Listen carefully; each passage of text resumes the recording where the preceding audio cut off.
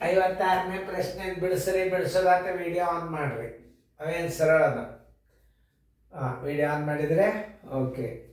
ಇಲ್ಲೇ ನವೋದಯ ಪ್ರವೇಶ ಪರೀಕ್ಷೆ 2015 ಪ್ರಶ್ನೆ ನಂಬರ್ 56, ವಿಡಿಯೋ ನಂಬರ್ 6.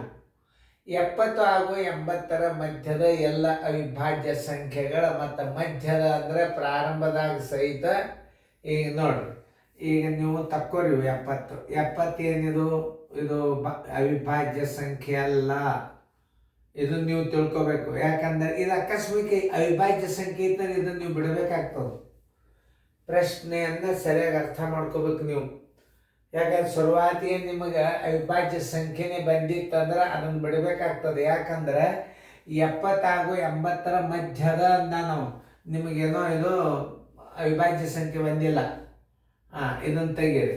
71 ನೋಡ್ರಿ, ಇದು ಯಾವ ಅಂಕಿಲೆ ಭಾಗ ಹೋಗ್ತದೆ ನೋಡ್ರಿ. ನೀವೇ 71 ನೀವು ವಿಚಾರ ಮಾಡ್ರಿ.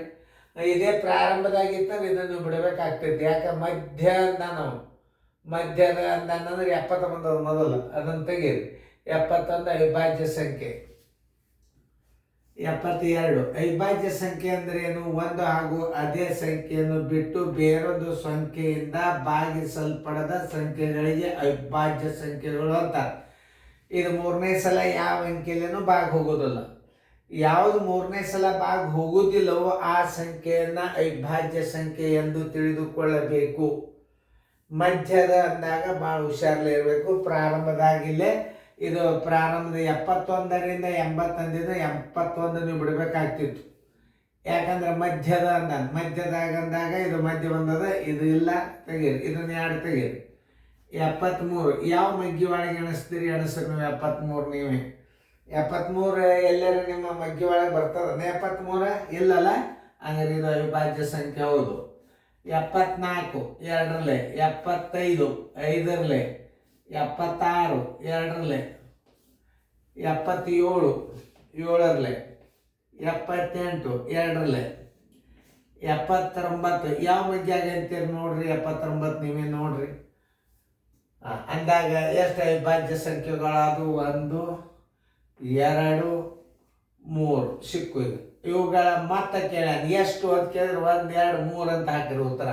ಮೊತ್ತ ಕೇಳ್ಯಾನ ಅಂದ್ರೆ ನೀವೇನು ಮಾಡಬೇಕು? ಮೊತ್ತ ಬರೋಬ್ಬರಿ 71 ಪ್ಲಸ್ 73 ಪ್ಲಸ್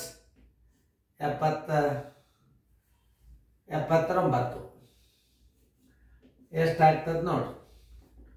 9 1 3 12 1 13 ಎಲ್ಲ ಬಂತು. 1 8 8 7 15 22 223 223 ತಿಳಿತಲ್ಲ. 223 ಎಲ್ಲದ ನೋಡ್ರಿ. ಉತ್ತರ ಸಂಖ್ಯೆ ಬಿ. ಉತ್ತರ ಸಂಖ್ಯೆ ಬಿ. ಸರಿಯಾಗಿ ನೀವು ತಿಳ್ಕೊಂಡು ಗಣಿತಗಳನ್ನು ಮಾಡಿ. ತಿಳಿತಲ್ಲ. ಇವೆಲ್ಲ ನಿಮಗೆ ಈಜಿ ಬರ್ತಾವ. ಯಾವ ಬರಂಗಿಲ್ಲ ಅದು ನಮಗೆ ಕೇಳಿ.